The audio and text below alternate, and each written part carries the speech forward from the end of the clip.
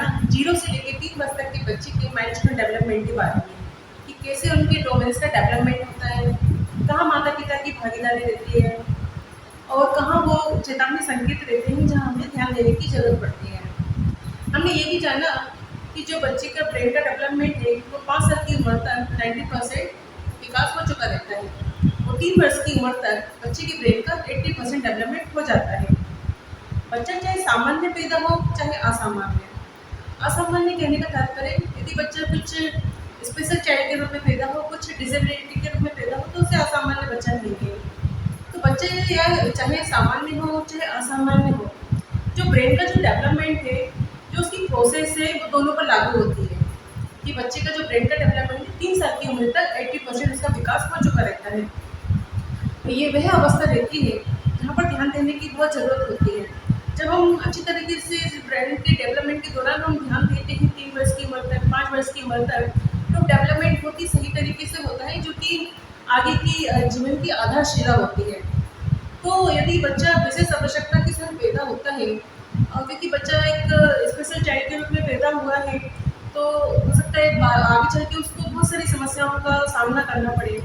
तो जो डेवलपमेंट अगर एक अर्ली आइडेंटिफिकेशन उसका कर लिया जाए और पता चल जाता है कि बच्चा किसी स्पेशल चाइल्ड के रूप में पैदा हुआ, जैसे कि अभी तक के वीडियोस में मैंने हर स्टेज में ये भी बताया कि कहाँ चेतावनी संकेत रहते हैं जहाँ हमें ध्यान देने की ज़रूरत पड़ती है। यदि हमको पता चल जाता है कि बच्चे का डेवलपमेंट डिले हो रहा है, बच्चा स्पेशल चाइल्ड के रूप में पैदा हुआ है, तो कुछ विशेष एक्टिविटीज़ का हम यूज़ करके इसके डेवलपमेंट को बेहतर कर सकते हैं। तो आज की वीडियो में हम बात करेंगे उन एक्टिविटीज़ की जिससे कि इसे विशेष आवश्यकता वाले बच्चों के डेवलपमेंट को और बेहतर किया जा सकता है। अभी तक के वीडियोस में जो मैंने बताया है कि कैसे माता पिता क्या करके इस डेवलपमेंट को बहुत ही अच्छा कर सकते हैं, वो प्रोसेस तो करनी है, चाहे बच्चा सामान्य पैदा होता है और चाहे असामान्य पैदा होता है। लेकिन स्पेशल चाइल्ड वाले बच्चे के लिए कुछ और भी एक्टिविटीज़ रहती हैं जिनको यदि किया जाए तो उनका जो डोमेन्स का डेवलपमेंट रहता है वो बहुत हद तक सही तरीके से होता है। इससे ये होता है कि जो बच्चा जो स्पेशल चाइल्ड के रूप में पैदा हुआ, जो आगे उसको बहुत सारी परेशानी आने वाली हैं, तो वो समस्याओं का जो सामना करने की जो उसकी कैपेसिटी है, उस कैपेसिटी को हम बढ़ा सकते हैं, जिससे कि उसका जीवन को बहुत हद तक सही हद तक कि समाज की मुख्य धारा से उसको जोड़ा जा सकता है। तो आज की वीडियो में हम सबसे पहले हम बात करेंगे एक्टिविटीज़ में फिजिकल डेवलपमेंट की।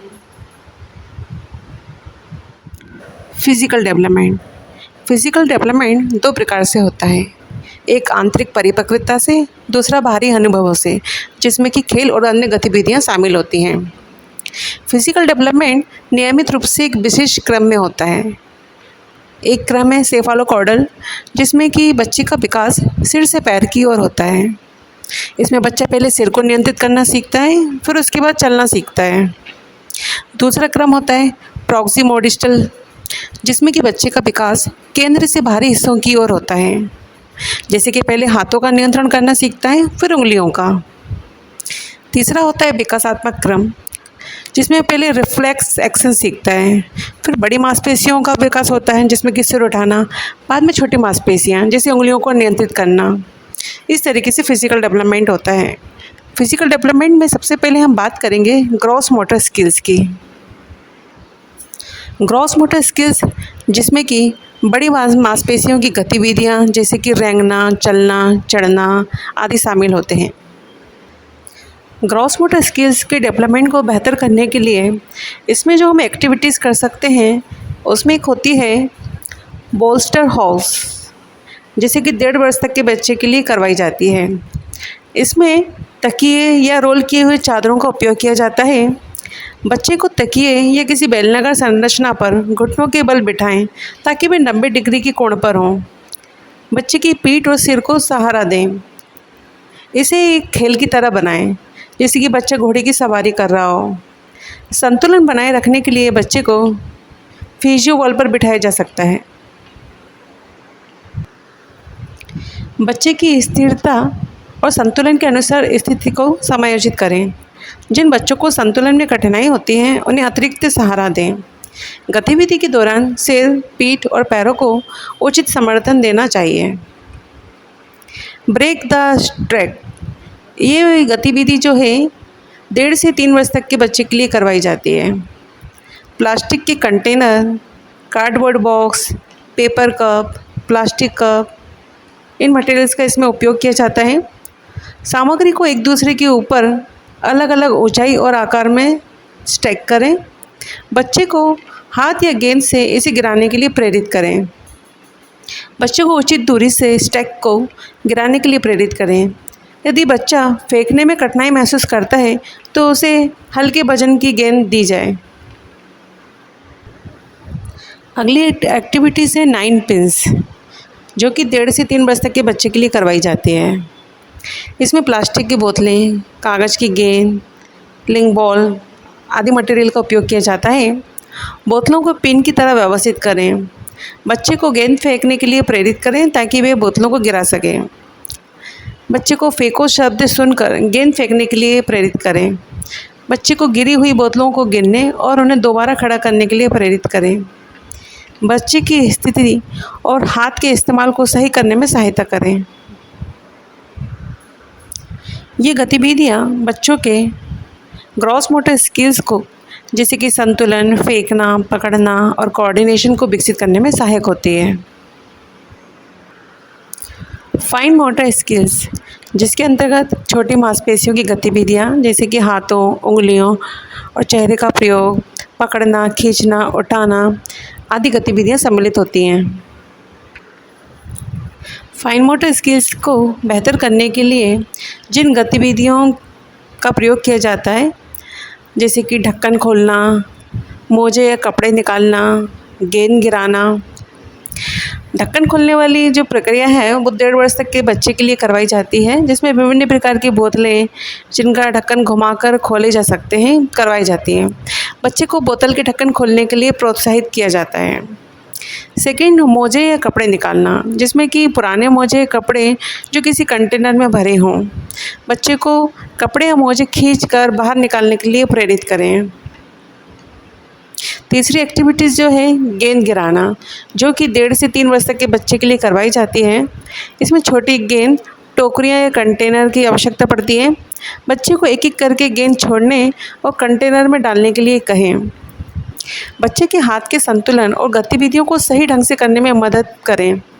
यदि बच्चा संतुलन नहीं बना पा रहा है तो उसे उचित बैठने या सहारे की व्यवस्था दें। बच्चों को वस्तुओं को पकड़ने और छोड़ने में अधिक सहारा देने की आवश्यकता हो सकती है, विशेष रूप से अगर यदि बच्चा सेरेब्रल पाल्सी से प्रभावित हो। अगली एक्टिविटीज़ है रेत की मूर्तियाँ बनाना, जो कि 1.5 से 3 वर्ष तक के बच्चे के लिए करवाई जाती है। इसमें जिन सामग्री की ज़रूरत पड़ती है, रेत, छोटे बर्तन या खिलौने या बाल्टी। इसमें बच्चे को गीली रेत के साथ खेलने, इसे आकार देने, अपनी उंगलियों से अनुभव करने के लिए प्रेरित करें।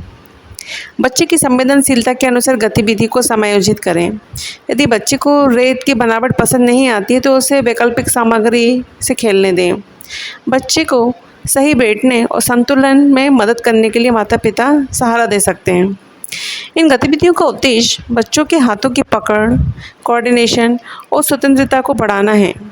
विशेष रूप से वे बच्चे जो मोटर स्किल्स में चुनौतियों का सामना करते हैं, उन्हें सही समर्थन देकर इन गतिविधियों में शामिल किया जा सकता है।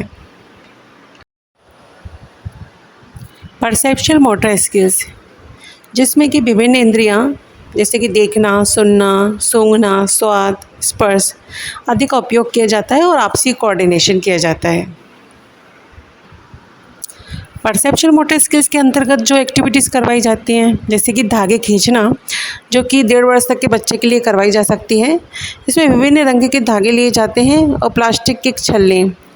बच्चे को दोनों हाथों का उपयोग करने के लिए प्रेरित करें और छलनी के छेदों से बाहर निकलते हुए रंगीन धागों को खींचने के लिए कहें।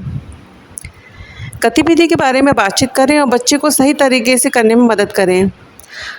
हाथ से हाथ का उपयोग करें ताकि बच्चा समझ सके कि इसे कैसे करना है। जिन बच्चों को शारीरिक कठिनाई है उन्हें अधिक समय दें और आरामदायक स्थिति में बैठने की व्यवस्था करें ताकि उनके कंधों को सहारा मिले और वे दोनों हाथों का उपयोग कर सकें। दूसरी जो हमारी गतिविधि है वो स्टिक स्टैंड की है, जिसे कि 1.5 से 3 वर्ष तक के बच्चे के लिए करवाई जा सकती है। छेद वाले जूते की डिब्बी, आइसक्रीम स्टिक। इसमें जूते के डिब्बे में कुछ छेद बनाएं और उन्हें अलग अलग रंगों में रंग दें। आइसक्रीम स्टिक को छेद में डालने के लिए बच्चे को प्रेरित करें, जिससे रंग मेल खाने चाहिए। बच्चे को बोले गए रंग का नाम सुनने और उसी रंग की स्टिक चुनने के लिए कहें। छेदों को बड़ा बनाएं और हाथ से हाथ रणनीति से बच्चे की सहायता करें। माता पिता की सहायता आवश्यक होगी और छेदों के बीच की दूरी अधिक रखी जानी चाहिए। बच्चे को अधिक समय दें और उचित बैठने की व्यवस्था करें, ताकि उनके कंधों को सहारा मिले और वे दोनों हाथों का उपयोग कर सकें। हाथ से हाथ रणनीति का उपयोग करके सहायता करें। ये गतिविधियाँ बच्चों की पकड़, हाथ आँख समन्वय और कॉग्निटिव क्षमताओं को विकसित करने में सहायक है। बच्चों की आवश्यकताओं के अनुसार इन्हें अनुकूलित किया जा सकता है, ताकि वे सीखने और अपनी मोटर स्किल सुधारने में सक्षम हो सकें। सोमेटोसेंसरी अवेयरनेस। सोमेटोसेंसरी प्रणाली बच्चों को उनके शरीर की स्थिति और गतिविधियों को समझने में मदद करती है। ये सिस्टम स्किन, मांसपेशियाँ, जोड़ों में स्थित सेंसरी रिसेप्टर्स से जानकारी प्राप्त करके कार्य करती है। ये बच्चों को स्पर्श, दर्द, गर्मी, ठंडक महसूस करने और शरीर की कंडीशन को पहचानने की क्षमता देती है।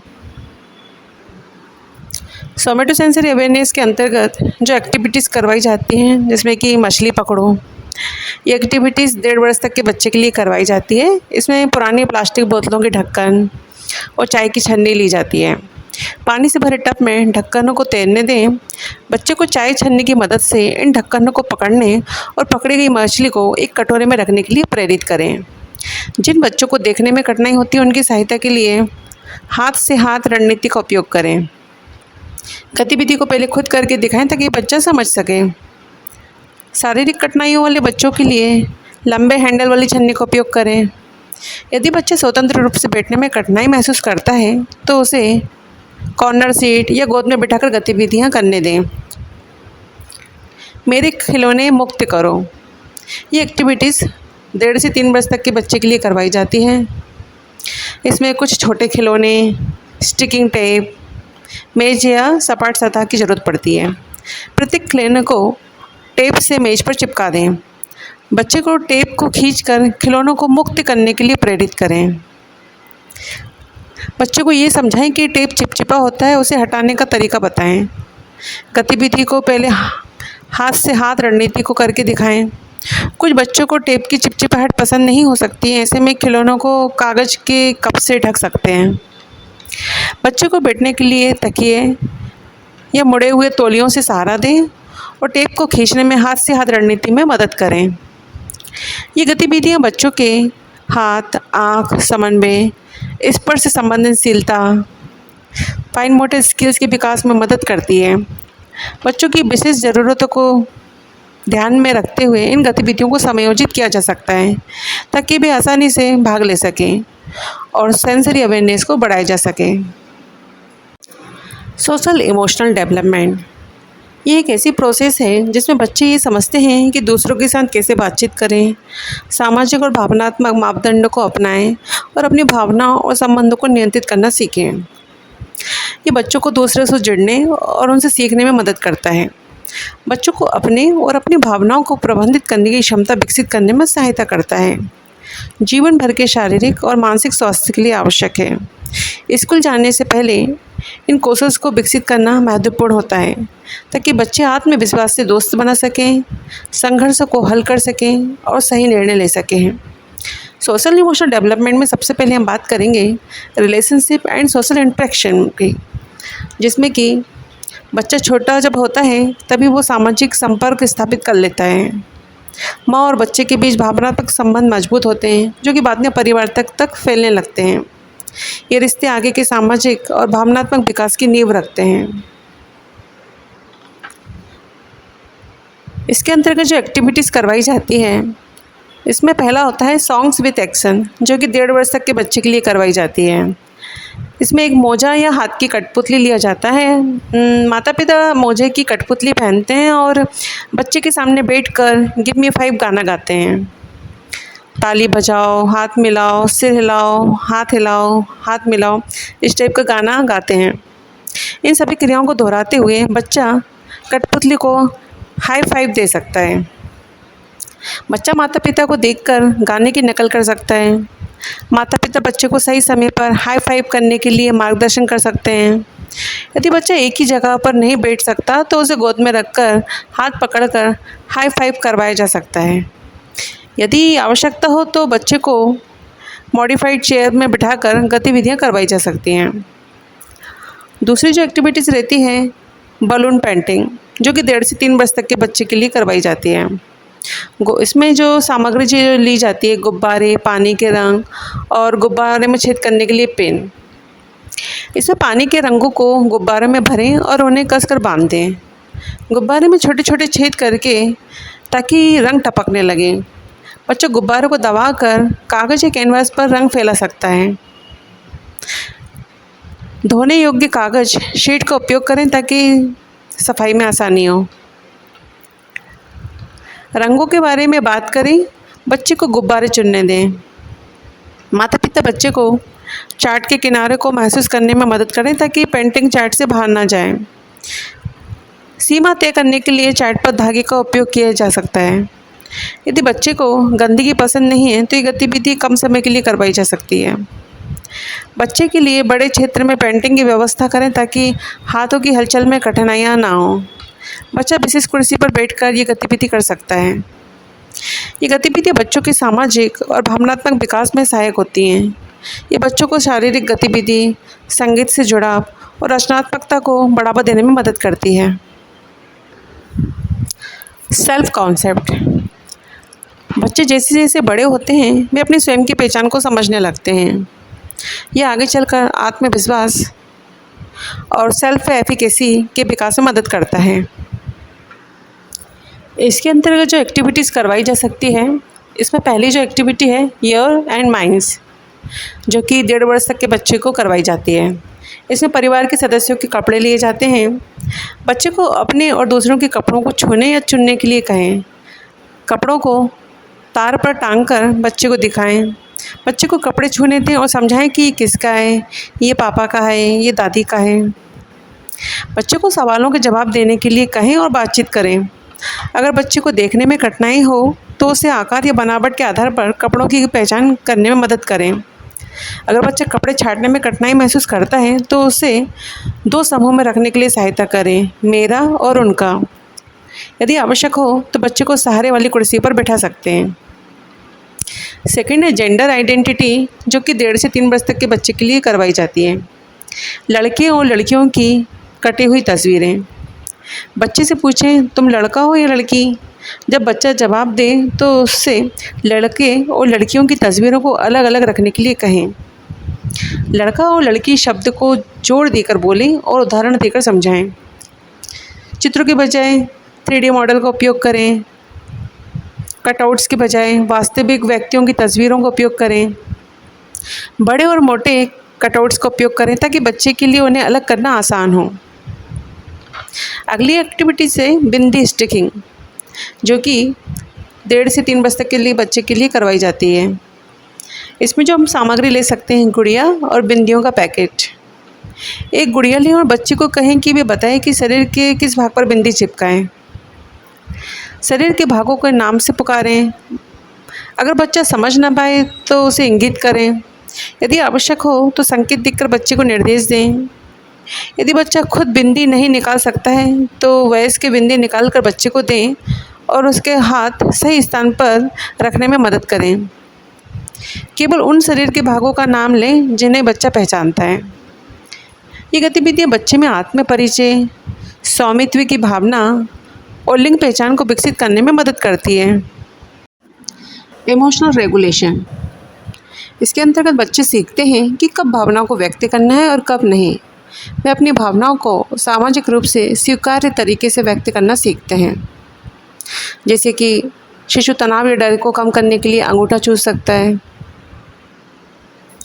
इमोशनल रेगुलेशन को विकसित करने के लिए जिन गतिविधियों का जो उपयोग किया जाता है उसमें पहली है नर्सरी राइम्स, जो कि 1.5 वर्ष तक के बच्चे के लिए करवाई जाती है। इसमें बच्चे को ऐसी नर्सरी राइम्स सिखाएं जो भावनाओं में मेरी भावनाओं को दर्शाता हो। जैसे जब हम खुश होते हैं तो हम ताली बजाते हैं, या हम हाथ हिलाते हैं। चेहरे के हाव भाव और एक्शन के साथ गाने के लिए बोलें। अगर बच्चा भाग नहीं ले रहा है तो हाथ पकड़ कर गाइड करें। बार बार कविताओं को दोहराएं ताकि बच्चा सीख सके। सेकंड जो एक्टिविटीज़ है, मेरी कठपुतली कई भावनाएं महसूस करती है, जो कि 1.5 से 3 वर्ष तक के बच्चे के लिए करवाई जाती है। इसमें कहानी के पात्रों की कठपुतलियाँ, मास्क या कहानी की किताब की ज़रूरत पड़ती है।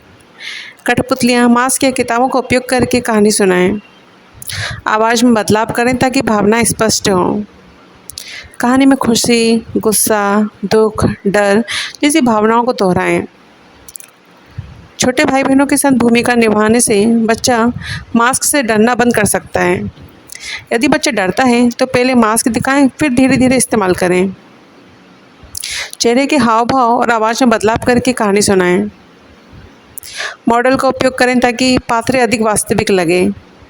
यदि बच्चा पूरी कहानी नहीं सुन पाता है तो मास्क की जगह किताब का उपयोग करें। बच्चे को गोद में बिठाकर धीरे धीरे मास्क से परिचित करवाएं। बच्चे की रोज़मर्रा की दिनचर्या से छोटी कहानियाँ बनाकर उसे सुनाएं। ये गतिविधियाँ बच्चों में भावनाओं को समझने, व्यक्त करने और प्रबंधित करने की क्षमता विकसित करने में मदद करती है। माता पिता और शिक्षक भावनाओं को प्रदर्शित करके, संवाद करके और खेलों के माध्यम से बच्चों की भावनात्मक बुद्धिमत्ता बढ़ा सकते हैं। Pro social behaviour. बच्चे अच्छे ऑब्जर्वर होते हैं और सामाजिक बनना पसंद करते हैं। वे ऐसे कार्यों में भाग लेते हैं जो दूसरों को लाभ पहुंचाते हैं, जैसे मदद करना, साझा करना, सहानुभूति दिखाना, सांत्वना देना। ये स्किल्स सोशल एडजस्टमेंट और अच्छे संबंधों के निर्माण में सहायक होते हैं। प्रोसोशल बिहेवियर के अंतर्गत जो एक्टिविटीज़ करवाई जाती है, उसमें पहला है बारी बारी से खेलना, जो कि 1.5 वर्ष तक के बच्चे के लिए करवाई जाती है। इसमें बड़ी गेंद या बॉल या बाल्टी ली जाती है। माता पिता बच्चे के साथ बाल्टी से कुछ दूरी पर खड़े होते हैं। माता पिता और बच्चा बारी बारी से गेंद जो है बाल्टी में डालने का प्रयास करते हैं। जब गेंद बाल्टी में गिरती है तो दोनों ताली बजाते हैं। यदि बच्चे को हिलने डुलने में कठिनाई हो तो कॉर्नर चेयर का उपयोग करें ताकि हाथों को स्वतंत्र रूप से हिलाने में मदद मिले। खेल के दौरान मेरी बारी, तुम्हारी बारी और रुको जैसे शब्दों का उपयोग करें। यदि बच्चा गेंद के साथ जुड़ता है तो हाथ के ऊपर हाथ रखकर गतिविधि में भाग लेने के लिए मार्गदर्शन करें। दूसरी एक्टिविटी है सहयोग, जो कि 1.5 से 3 वर्ष तक के बच्चे के लिए करवाई जाती है। तकिए का खोल, मध्यम आकार की गेंदें। एक तकिए के खोल के ऊपर गेंद रखें, जिसे माता पिता और बच्चा किनारे से पकड़ते हैं। दोनों कमरे में धीरे धीरे आगे बढ़ते हैं। इस दौरान गेंद को तकिए के ऊपर संतुलित रखते हैं या हवा में उछालकर फिर से पकड़ते हैं। इस गतिविधि को बच्चों को गेंद के रंगों और मजबूती से पकड़ो, गिरना नहीं, सावधानी से चलो जैसे निर्देश देने के लिए उपयोग करें। माता पिता या केयरटेकर बच्चे को तकिए को दोनों किनारे से पकड़ने में मदद कर सकते हैं। छोटे छोटे कदमों से आगे बढ़ने और रास्ता दिखाने में सहायता कर सकते हैं। यदि बच्चा खुद आगे बढ़ने में असमर्थ हो तो गेंद को हवा में उछालें और तकिए पर पकड़ें और इसे दोहराएं। यदि बच्चा तकिए को पकड़ने में असमर्थ हो तो उसे कुर्सी पर बिठाकर गेंद को हवा में उछालें और तकिए पर पकड़ें। यदि बच्चा कुर्सी पर बैठा हो तो उसके हाथों को तकिए के किनारे पर रखने को कहें ताकि वे गति को महसूस कर सकें। ये गतिविधियाँ बच्चों को सामाजिक सहभागिता और सहयोग की भावना विकसित करने में मदद करती हैं। माता पिता इन खेलों के माध्यम से बच्चों को साझा करने, धैर्य रखने, परोपकारी व्यवहार को समझने में सहायता कर सकते हैं।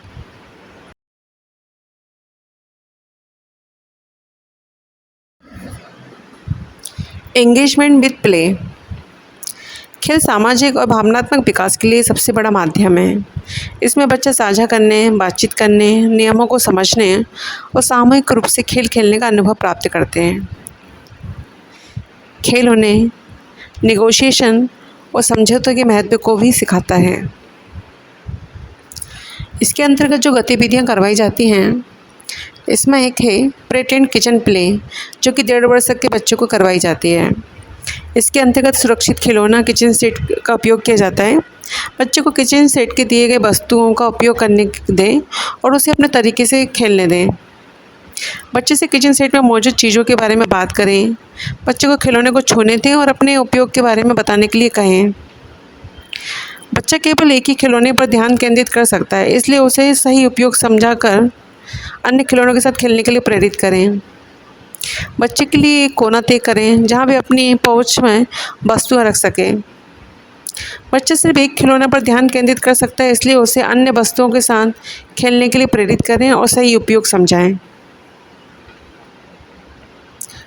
सेंसरी प्ले, जो कि 1.5 से 3 वर्ष तक के बच्चे के लिए करवाया जाता है। इसमें जो सामग्री ली जाती है, फूल गोभी के टुकड़े, बीन्स, 2-3 प्रकार की दालें, गाजर के टुकड़े, मुरमुरे, टब, विभिन्न प्रकार के चम्मच, खाली कंटेनर। बच्चों को सभी वस्तुएं एक टब में डालने और हाथों से मिलाने के लिए कहें। फिर उससे मिश्रण को विभिन्न आकार के चम्मच या हाथ में खाली कंटेनर में डालने के लिए कहें। बच्चे को सामग्री को चम्मच से निकालने के लिए कहें। यदि बच्चा चम्मच का उपयोग नहीं कर सकता तो उसे सामग्री को महसूस करने और छूने के लिए प्रेरित करें। यदि बच्चा छोटे चम्मच का उपयोग करने में असमर्थ हो तो लंबे हैंडल वाली चम्मच का उपयोग करवाया जा सकता है। बच्चे को आइटम स्कूप करने में मदद करें ताकि वे जो नहीं कर सकता है उसे सामग्री को छूने और महसूस करने दें। ये गतिविधियाँ बच्चों को सामाजिक, भावनात्मक समझ, स्पर्श अनुभव, खेल में सहभागिता को बढ़ाने में सहायता करती है। इनके जरिए माता पिता और शिक्षक बच्चों की ज़रूरतों के अनुसार अनुकूलन कर सकते हैं, जिससे सभी बच्चे अपनी क्षमताओं के अनुसार खेल सकें और सीख सकें। इस तरीके से हमने देखा कि कैसे फिजिकल डेवलपमेंट और सोशल इमोशनल डेवलपमेंट को कुछ विशेष एक्टिविटीज़ को करवाकर बेहतर किया जा सकता है। नेक्स्ट वीडियो में हम बात करेंगे cognitive development and communication and language development की, कि कैसे कुछ विशेष एक्टिविटीज़ को करवाकर इन डेवलपमेंट को बेहतर किया जा सकता है। तो इसी तरीके से मेरे वीडियोस को देखते रहिए। यदि ये वीडियो आपको यूज़फुल लगता है, पसंद आता है, तो इसको शेयर जरूर कीजिए। धन्यवाद।